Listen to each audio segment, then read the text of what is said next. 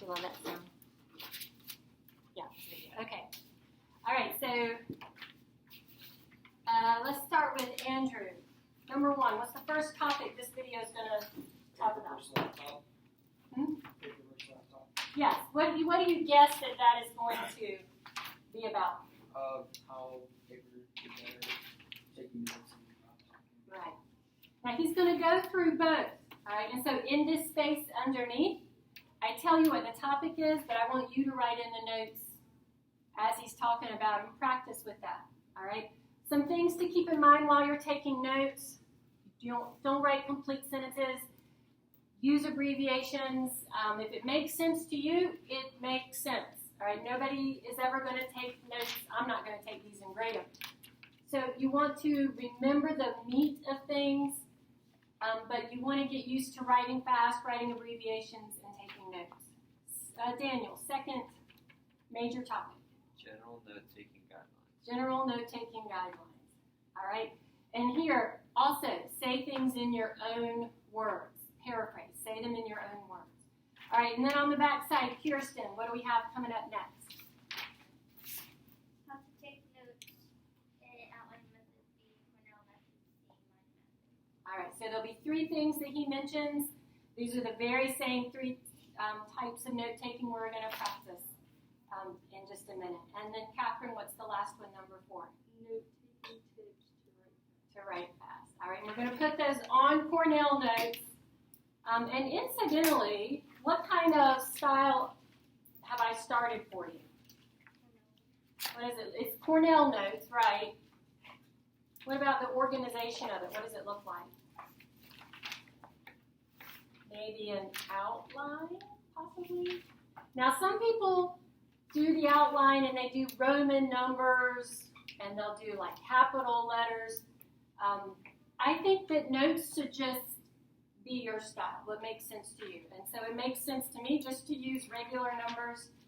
And on the back, that's how I separated out the 3 different kinds. All right. If you like bullets, if you like dashes, if you like stars, make it personal to you. Okay? We'll talk about the notes that you guys get on this. I'm not going to stop the video, though. I'm just going to run it in real time, so get ready. Of course, it's in the folder here. If you want to go back and look at this again, you are welcome to do so.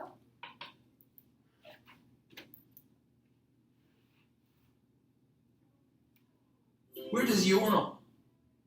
Almond Breeze starts here with our almond trees in our Blue Diamond Orchard in California. My parents' job is to look after them, and it's my job to test the product. The best almonds make the best almond milk. Blue Diamond Almond Breeze. Hi, I'm Thomas Frank. This is Crash Course Study Skills, and today we're going to look at how to take great notes. You're probably going to want to write that down.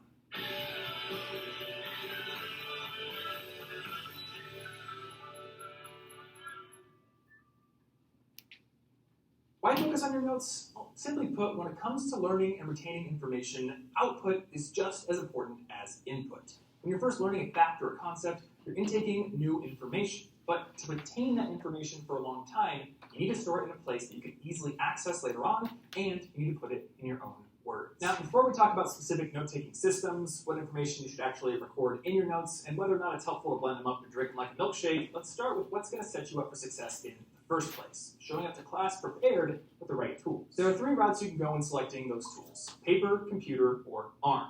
What's the best option? Well, unless you're that guy from Memento, we can probably narrow it down to either paper or computer. Between those two, there's been a debate going on for years, but we do have some recent scientific evidence that we can turn to for some hard answers.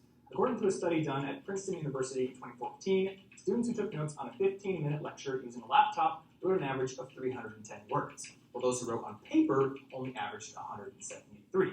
So it seems that typing your notes definitely does give you a speed advantage. The downside of becoming the metaphorical speed racer of note-taking, though, was that these same students were able to recall less information when tested later on. So why does this happen? Well, the root of the problem lies in the fact that the computer note-takers were much more likely to record what was being presented word for word. Let's go to the thought bubble. When you're paying attention to a lecture, there are 2 aspects of the information being presented. Since complex information is communicated through language, be it written or spoken, we get both the syntax, like the letters and sounds that make up the words, as well as the meaning. When you're typing out your notes, the speed advantage enables you to record a much more complete version of what what your teacher is saying. However, your working memory, the part of your memory that deals with the information you're currently intaking, can only deal with so much at a time. Current cognitive science research puts that amount at around 4 bits or chunks of information, which we'll talk about in another video. The combination with a recording speed advantage and your built-in mental processing limit can lead you to devote more mental resources to the syntax of the message, those pesky letters and sounds, and less to the actual meaning. As a result, you learn less in class and you create more work for yourself later on. Thanks, Thought Bubble. So does this mean that a pen and paper always beats your laptop? Well, not necessarily. Now that you know the speed increase you get through typing has a downside, you can just resolve to type less and pay more attention to the meaning of the message while you're in class. Still, paper does have an implicit advantage as it requires less self-control. Your longhand writing speed automatically limits how much you pay attention to the syntax, and as a bonus, you don't have to worry about being tempted to go on Facebook in the middle of class either. Regardless of what tool you decide to choose though, make sure you come into class well prepared. If you're using paper, have a well-organized notebook with plenty of blank space, as well as a good quality pen that you enjoy writing with. And if you decide that a computer fits your style better, find a good note-taking app like Evernote or OneNote, Dropbox Paper, or any other that fits your fancy. You should also close out of any apps or websites that aren't relevant to the lecture. They'll help you stay focused, though you still might have to work to ignore that guy in front of you who's taking a BuzzFeed quiz to figure out his Hogwarts house. I'm a Ravenclaw, by the way. Though that's just what a Slytherin would say, isn't it? Anyway, now that you're prepared and equipped with the right tools, what exactly should you be recording with them? After all, you can't just record everything. As the famous mathematician Eric Temple Bell noted, the map is not the thing mapped. Just like a map is useful only if it summarizes and simplifies what it represents, your notes are a useful reviewing tool only when there's a high signal-to-noise ratio.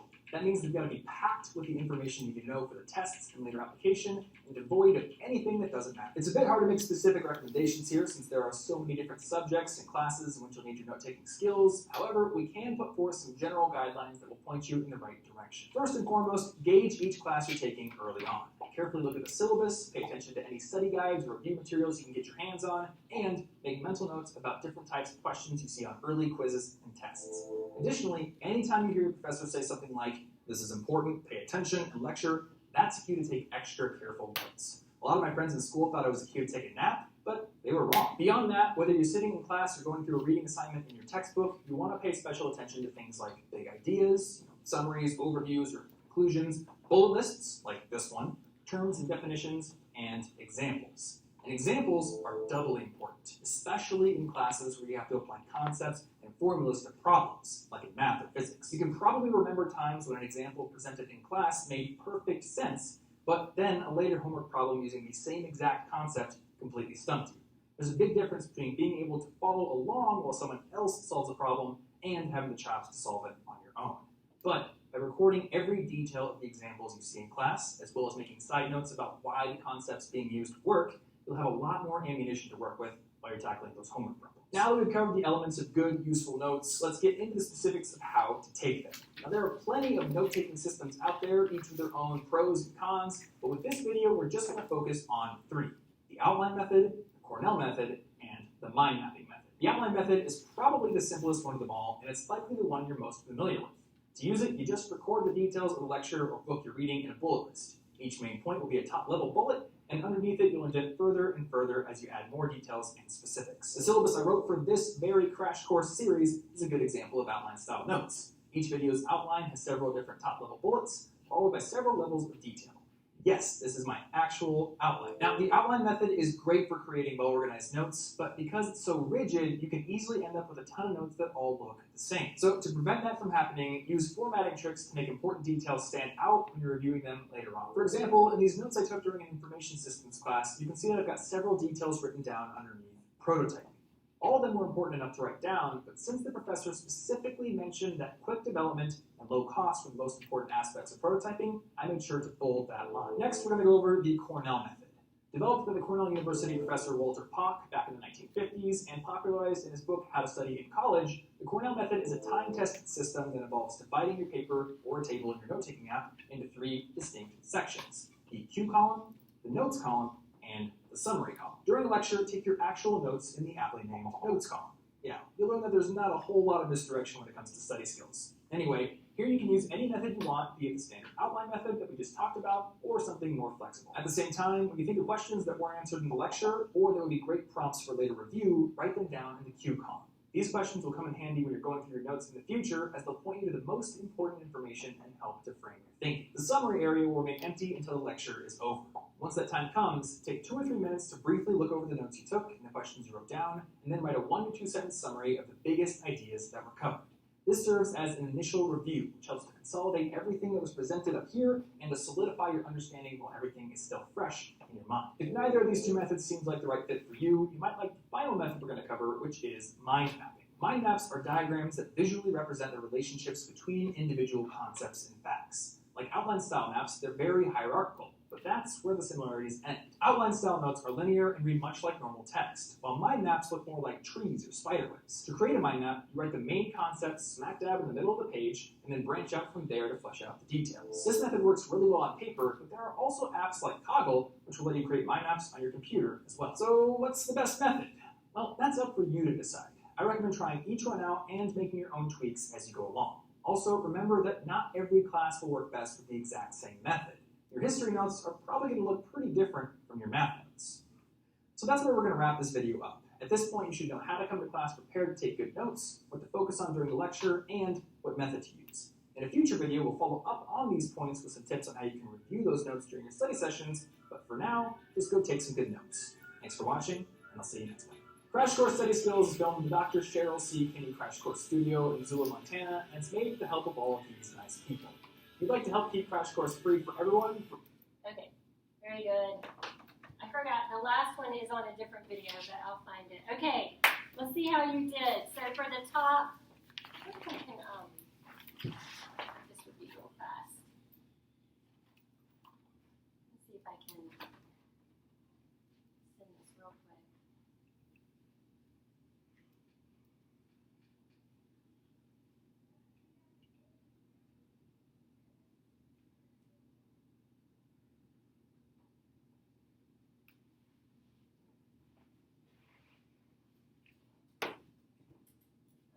Was that fast? Were you able to follow it okay?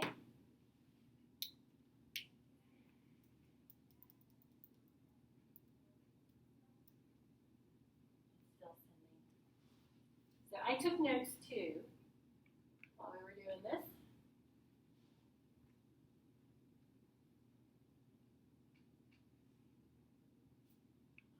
Let's see if we can add to what thinking about it. We'll just watch while it thinks about it. Ooh, there it is.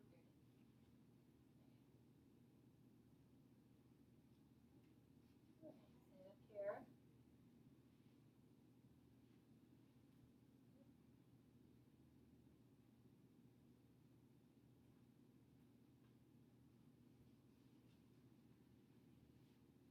Okay, so up for number 1, so these were my notes on that first part, the paper versus laptop. All right, so again, yours probably look different than this. Mine, I like bullets, and then I used arrows just to show connections between thoughts. All right, and then emphasized things. Instead of writing out, just increase speed. Stars for like main points. What else did you put down for this area, paper versus laptop? What else do you have in there? With paper, you have more self-control. Okay, good. Yeah, I remember him saying that. Yeah. What else? You remember more when you write. You do. Yes, you remember more. Why is that? In your own words, right? Summarize. Like, why did he said that was true? Why, in your own words, is that true? What was that? You're using different parts of your brain. You are. You are using different parts of your brain that help with it's more thoughtful. You remember the meaning when you're writing it out with paper and pencil. With the laptop, you have increased speed, so you can type faster than you can write, but you remember less. With the laptop, see how I do an arrow for, because he went back and he was talking about that. It's more word for word, so it's the syntax, it's more complete. But the paper, this is more mental thought and meaning. All right, so if you like using a laptop, there are note-taking apps or programs that you can download and use, and just type less, right? So you don't have to type everything that you hear. So there is a way to use your laptop, and you can still take good notes. But then a thought with the paper, obviously, that is less distraction, right? You don't have things popping up that want your attention, all right? So there we go, paper versus laptop. And then what were some of these general note-taking guidelines that he mentioned? What did you guys get for that? Come prepared. Good. Yeah, I didn't put that one down. I missed that one. Good. What else? Put it into your own words. Very important to paraphrase it. Put it in your own words. What else? So, What's that? Phrases that teachers say a lot that you should pay attention to. Yes, examples of those. Phrases that a teacher will say. this is important. This is important. Pay attention. I think I did get those. Yeah. I put them in quotes. Right? What else? The guidelines here. What else do you have on your papers? If something's in bold. Bold. Yeah. A syllabus, review, examples, especially math and science. Right? Does that ever happen to you? Like you understand it perfectly, you're in class, and then you get home and you're looking at it and you're like, can't remember how this went. Right? So it's good to write those things down, examples. All right. And then the back side. All right, the back side. So these were the different kinds of notes. Then we're going to practice these. Let's see if this will send to us.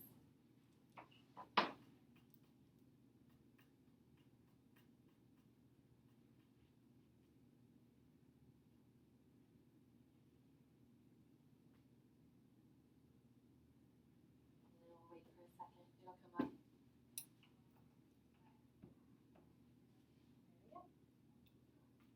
Alright, so the outline notes.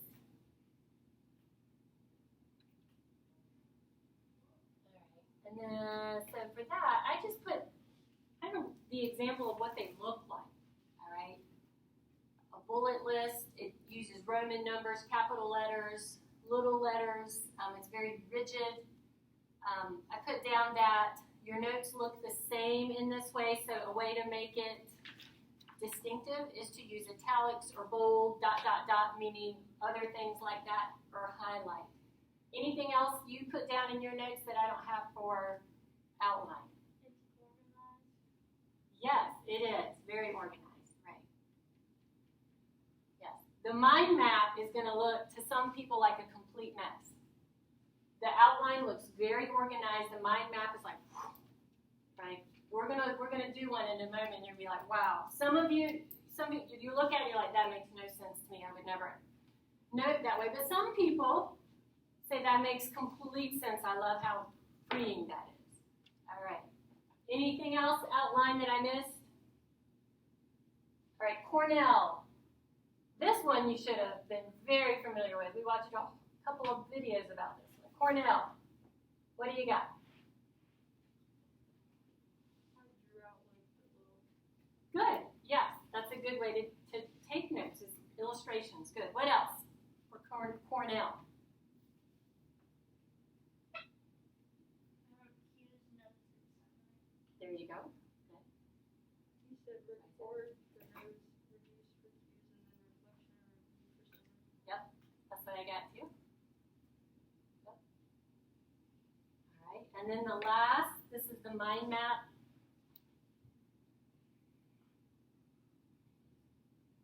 Down here. All right. So for that one, I just did a little diagram of it. So you put the subject in the middle, and then you've got these bubbles coming off of it, and those are details. What else did you get for mind mapping that I missed? Diagrams, yes, good. Anything else? I just did main topic and then details. Yes, yes. And that's what this is right here, right? This would be your main topic. I could put it MT, Main topic for subject. Okay. All right. Well, I'm just going to tell you what these are down here at the bottom. Note-taking tips to write fast. We talked about some of them. You can number, bullet, dash, whatever your pleasure. We've talked about some of these already. What would you say? What are some note-taking tips for writing fast? Summarize. Summarize, yes. And on that one, put paraphrase. Paraphrase. When you say it in your own words, that is an excellent way to start writing fast, right? Summarize, paraphrase. What else? What would be another? Simplify. Shorten words. Shorten your words. All right, so for example, this right here, I didn't write out the whole word subject. There's no need to do that. I know what I mean there, so I just say sub. All right, same up here at the top. 2 or 3 men per minute. I know what I mean there. Cent for sentence. I know what I mean. So simplify. Where you can, abbreviate. That's another one. Number 3. Abbreviate. Abbreviate. There's no official abbreviation chart out there. It just is whatever makes sense to you. All right. Number 4, leave out little words. And in parentheses, you should put the, of, a, and. Those are examples. Little words like that. The, of, a, and, ... for more. Those little words like that are not always necessary. Okay? So that was number 4. Anything else? What's that? Important stuff only. Yes. All right. So sure. Important stuff only. I'm going to abbreviate. Important stuff only. Yeah. So this was number 5. You can spell out important, or you can abbreviate it for how it makes sense to you. Number 6, draw. Draw pics. Okay, that's an easy way, just a little quick little stick figure or a little diagram, not very detailed. Sometimes that's an easier way to get the idea fast than to write something out.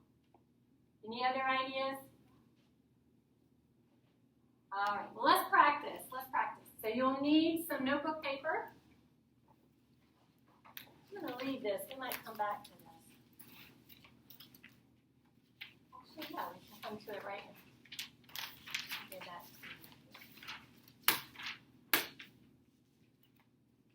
All right, and the first one that we are going to look at is metamorphosis. All right, and I passed that out to you guys.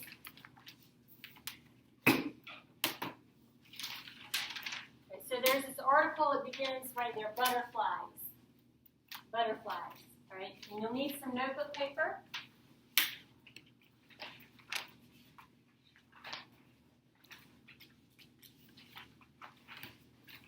All right, and the first thing you do before you take any notes is what? Read. Read it. You got to read it first, all right? This is a short little article here. So we can read it. You can annotate for sure as you read, which means you can mark in the margins. If you want to turn the word that is a number into an actual number, you can write that on there. So for example, because I know that there are some of those in here, if you see the word first, you can just write a number 1 right there as you're reading it. That's part of annotating. All right, you read the word second, right then, write a number 2. Sometimes we are quick to recognize numbered information rather than words. All right, it kind of just all blends in together as words. As you're reading, you can mark in the margins, draw a little illustration, quick, 5 seconds. All right, and then we'll come back and we're going to turn this one into Cornell notes together. All right, so read it on your own, annotate as you go. I'll give you, shouldn't take you but a minute to read this. And we're going to Cornell note this together.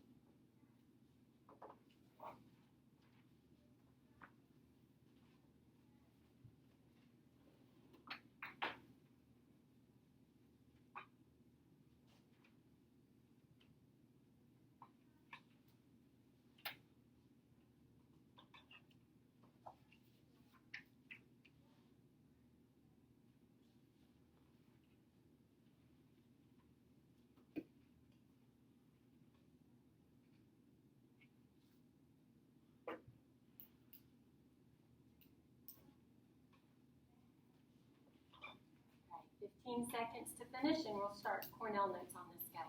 You can go ahead and set up your sheet of notebook paper ready for Cornell notes. We know the topic is metamorphosis, and always put a date, September 29th.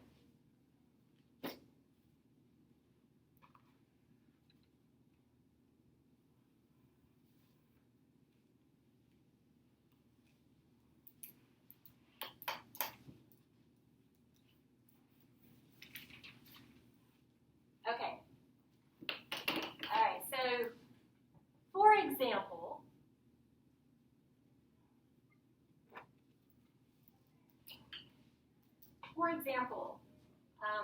this is in your notes section. All right, so you should copy this down. So the first section that you read about is what metamorphosis is. Right? It's what metamorphosis is. Okay? And so I had three little dashes there. From egg to butterfly, that's what we're talking about. This process from an egg to a butterfly. That was the first dash. Second, there's a Greek word for it, change in shape. And then I wrote down that there are 4 stages.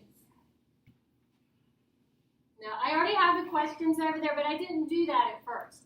The first thing I did was I just have like a little intro, because that's what it is. All right, and then the article starts talking about the 4 stages. So number 1 is the egg stage. Okay? And then I abbreviated this. What does this say right here? What does this say? Can you read my abbreviation? Female. Is it butterfly? Yes. Yes. The female butterfly lays eggs on plants. Yes, that's correct, Catherine. I forgot. That's the first stage. Abbreviated. Second stage. More happens. This is called the larva stage.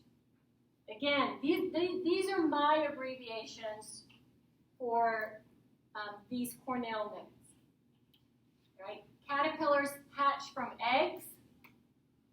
This is in the summer. What is this CP? Capital C, capital P. Caterpillar. That's my abbreviation for caterpillar. Eat leaves hatched on.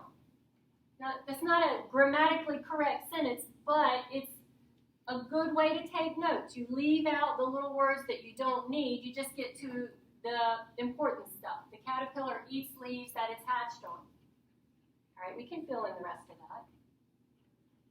And then the caterpillar grows 100 times size and grows to 2 inches. And I put a star because that's important.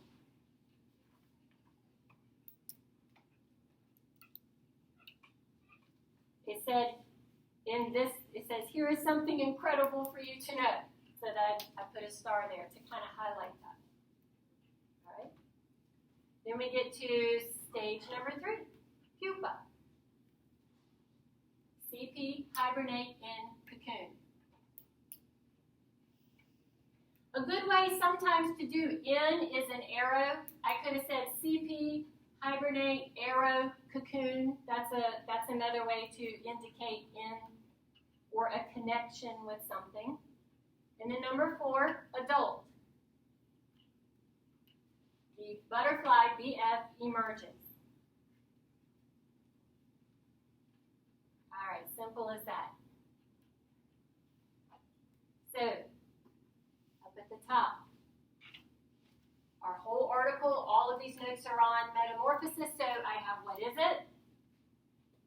That is my topic. What happens in the 4 stages? That is my question for the Q in the middle. And then what important thing happens in the larva stage for which I start here? All right. And then finally, my summary. Metamorphosis is a process where a caterpillar becomes a butterfly. There are 4 stages: egg, larva, pupa, adult. It's as simple as that.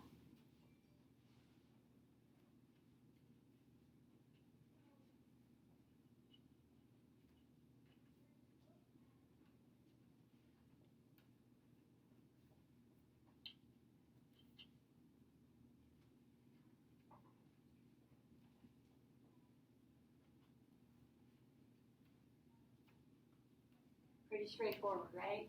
This was an easy Cornell note. So what do you use the questions over there on the side for in the Q column? Review. Yeah, if you were to have a test on metamorphosis, then you could physically fold back and just look, at the questions, and you have a built-in review. When should you complete that summary down at the bottom? After the lecture. After, right? Sometime after. Within 24 hours. That night, you're after dinner, you've had some time away from class, you've got stuff you need to do for school. That's when you should sit down and write what that summary is at the bottom. All right? How often should you review this for a class? Hmm? You should. Maybe every day, every other day. The more you review these notes that you take in class, the more you review them and you read through the questions in the summary, by the time you get to a test, you will already have a lot of information already in your brain. Right? You've already created those connections. You've already started reviewing because of your good note taking. That's why I like this, because it kind of builds in a review for you. All right? Now, let me show you a mind map, and then on your own, you're going to turn this into a mind map. But let me show you what that is first. So let's go to the second article, noise pollution. Noise pollution. And you can actually use the back of this same sheet of notebook paper. That would be just fine.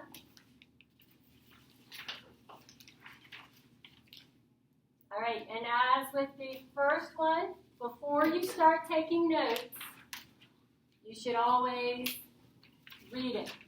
All right? Again, as you're reading, annotate. Participate with the text. It helps give you a jump start on your note taking. All right, annotate in the margins. You're marking numbers, maybe a little illustration, a star, a question mark, an exclamation mark. Just thoughts and connections you're having as you read. So go ahead and read noise pollution, and I'll show you a mind map with that one.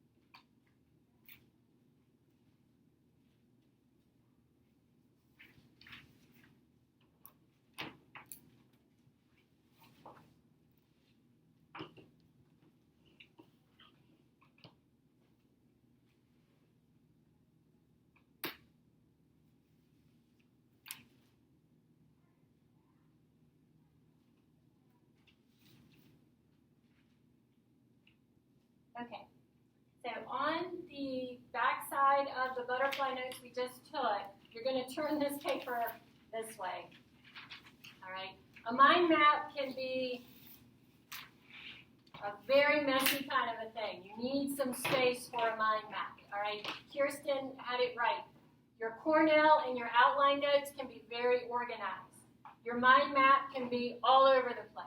All right. So you're going to want some space for this. So a mind map starts in the middle.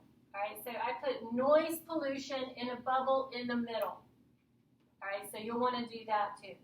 Noise pollution in the middle, because that's what this article is about, noise pollution. All right?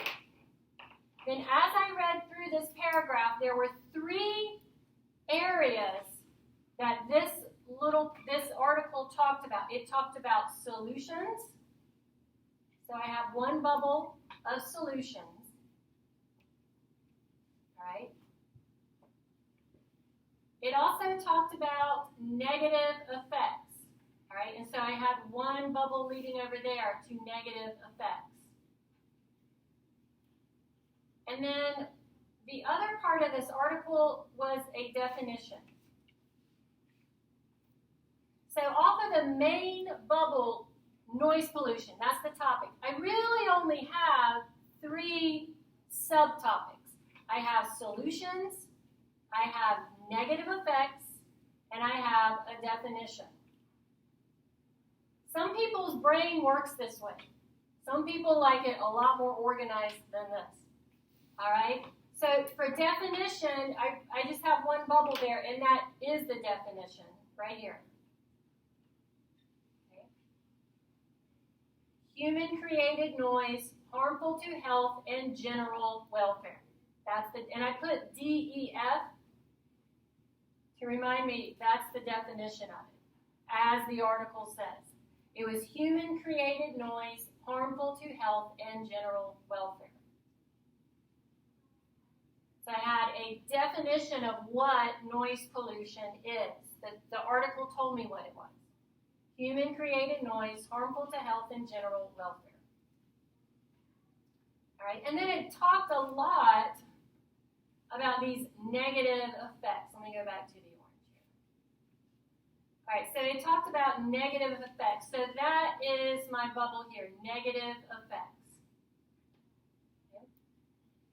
And I only have 3 main ones. I have negative effects on hearing, which is right here. Okay, so hearing, health problems, and psychological. Okay. So for negative effects, there were really only 3 main kinds of those. There were hearing, health problems, and then psychological. And then for each of those, I have more detail. So for hearing, these 2 bubbles only relate to hearing. That's why they're connected here.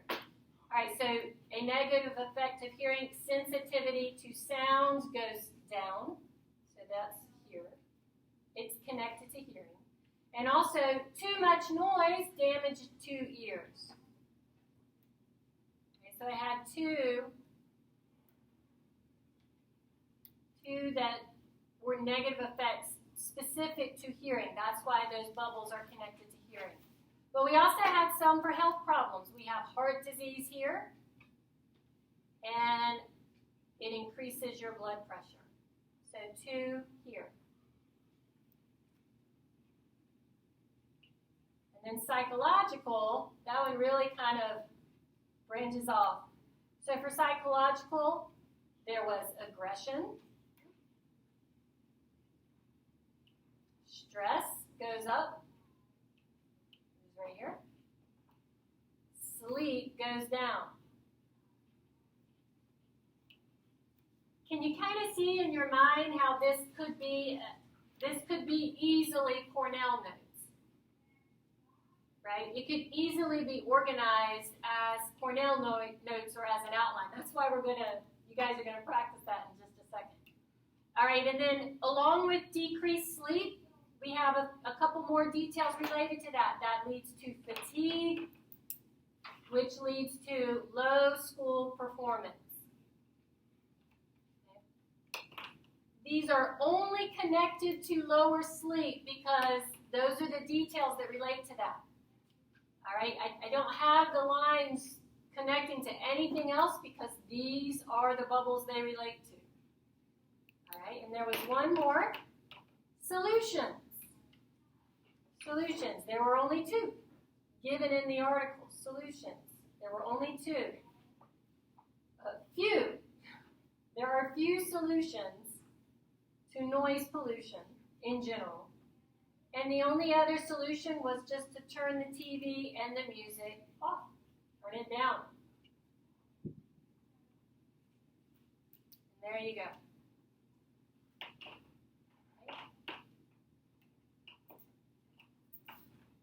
All right. So, with another sheet of notebook paper, let's start with this guy since he's fresh on our mind. I want you to turn this into an outline. Turn this into an outline.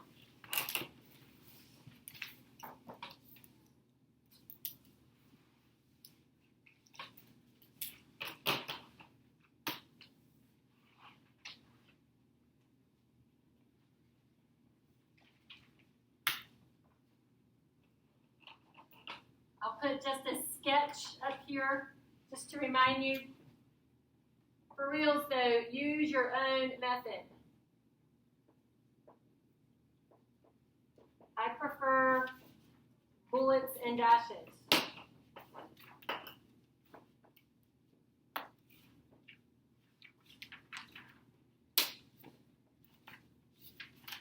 But this is officially outline material right here.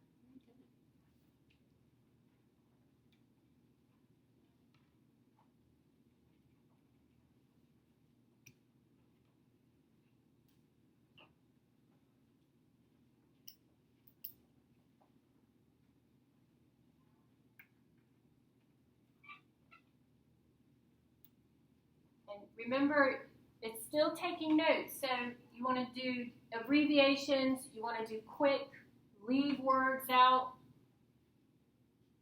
It's good for you to practice doing that.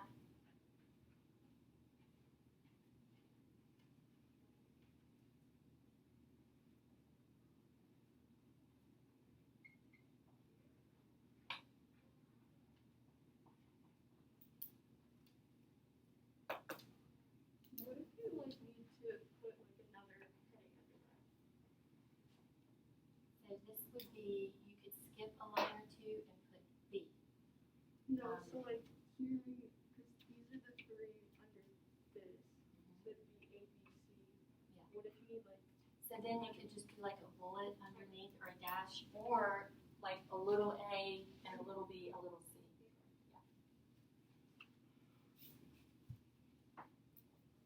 That is a good question.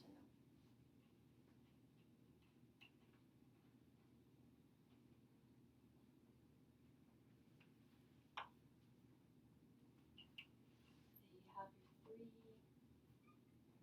Where are there's the three main. Yeah. So where are those here? So these you'll want to. Those you need to distinguish. So I don't. You could put like a number one, a number two, or circle so that you know these are the three main. Yeah, whichever. You could highlight, but go ahead and make them distinctive. Those are the three main things the article talked about. And your definition, right? That was the third one, right?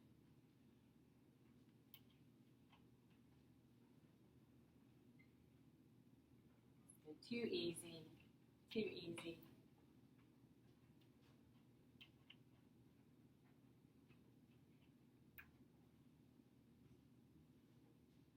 You guys got it.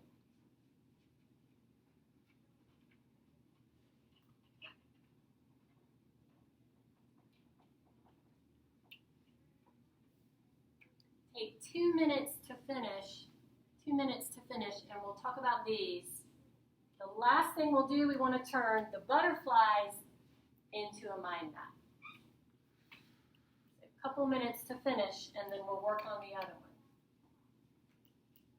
Really didn't want to get to the Industrial Revolution. It's a longer article. It's not very interesting. We'll do it if we have to, but if we can avoid it, let's not. This is a good enough practice, I think. 1 minute to finish.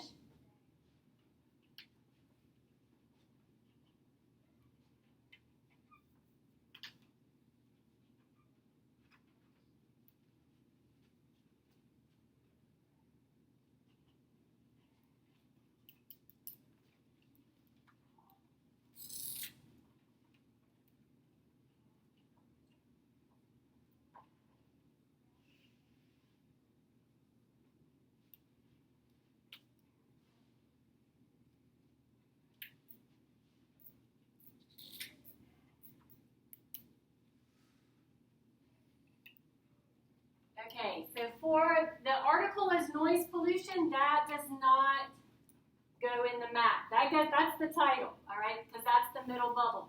What are the 3 main topics that you should have for 1, 2, and 3 here? All right, so you have a definition and, Negative effects. all right, so you have negative effects and solutions, right? Is that what yours looks like? Those are the 1, 2, and 3. All right, so for definition, there was that. So you wrote that out. Negative effects. No problem. Okay, so you had health problems here. Health probs. And then you had 2 associated with that. So you had 1 here and 1 here. What was another negative effect? Hearing. Yep. How many were associated with that? 2. So you had 1 there, 1 there, and then you had psychological, right? Right here, and then blah, blah, blah. All right. And then solutions, we had few, turn, TV, and music down. And there you go. Simple as that, right? Easy as pie. All right, on the back side, now do the metamorphosis. All right, so we made that all organized. We took Cornell notes.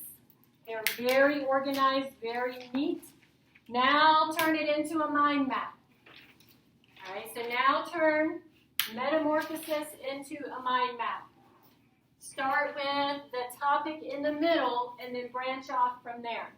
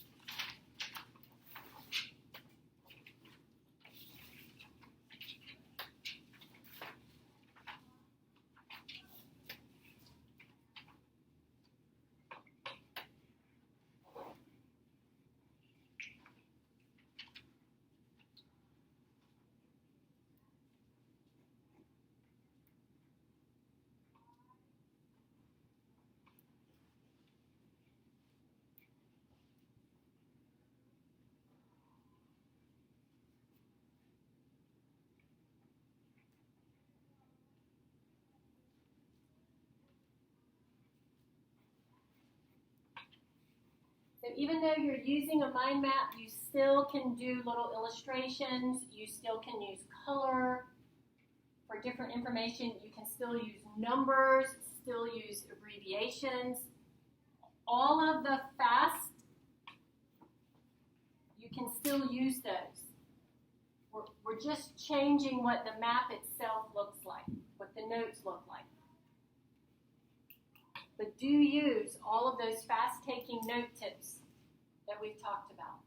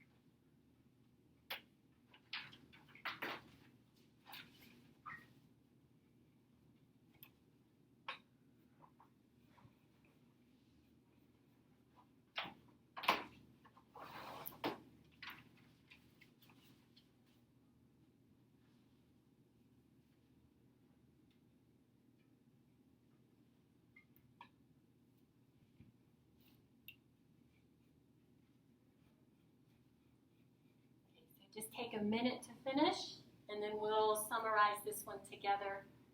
We'll talk about your homework, and that's it. Time flies when you're having fun.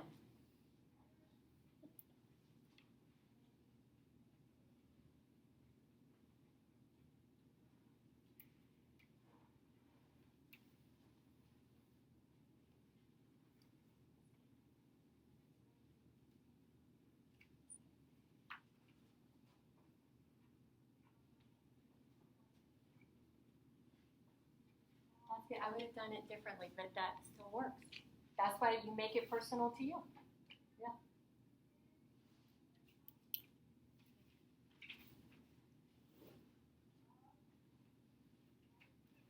All right, so topic in the middle is metamorphosis.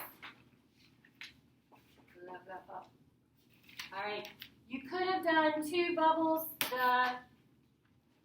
We had what it is, and then we had 4 stages. Right? For what it is, we had there were 3 points there that help define what it is, and then the 4 stages, there they are. Right? Name. The second one had many details with that. So each one of those would come off the second one as a bubble. Right? And so that's how you can kind of branch that mind map out. It can get big. All right, so you've done both of these. Which do you prefer? Do you like a mind map? There's more freedom. Do you like the Cornell or the outline, which is a little more rigid? Anybody prefer this one? You like this one better? Really? That's awesome. That's great. Andrew, what about you? What do you prefer? Outline, just because it's the easiest one for me to do. Yeah. Catherine, what about you? You prefer the outline? Yeah. That's so interesting. So this can go on Cornell notes, right? Cornell notes are universal no matter what you're doing. You can put a mind map in Cornell notes. You can put your outline in Cornell notes. Either way. All right? Let's talk about your homework. Let's talk about your homework. I'll show it to you right up here. I believe you're going to do a mind map and, of course, your planner. Because I know how much you love to do the planner. Wait, not that. Sorry. There it is. All right. So homework that you're going to work on due next Tuesday. Just 2 things. The planner. It's the week of October 5th. October. I can't believe we're in October. All right, so it'll be the week of October 5th.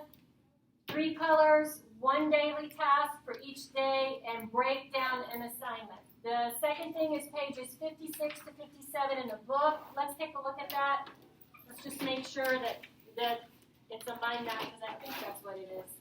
I think it's an article you read and then you mind map it on the side. Yes, that's exactly what it is. All right, so you're just going to fill in the details on the mind map, okay? Great job today. If you have any questions, let me know. I hope you guys have a wonderful rest of your afternoon.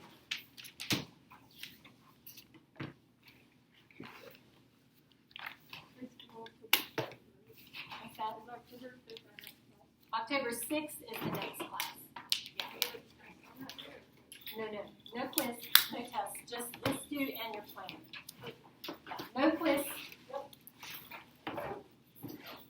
Good job today.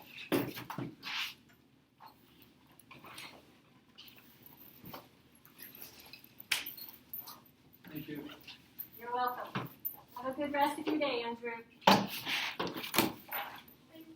welcome. Have a great afternoon, Kristen. Do you get to go home now? Yes. No more classes? Good. Good. I hope you guys get outside. It's so lovely out there. Have a good afternoon. What do you have planned for the rest of the day? So I have my ACT class. Do you have to take the ACT or you teach it? No, I teach it. And then just working on y'all's quizzes. Although I can tell they're really good though. So, yeah. What about you? What are you doing the rest of your day? I'm going home, going to do some Spanish homework and probably that homework, and then I work at 3:30 till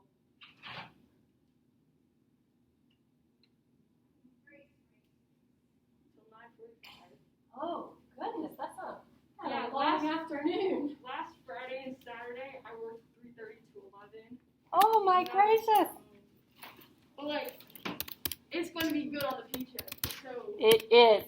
That is true.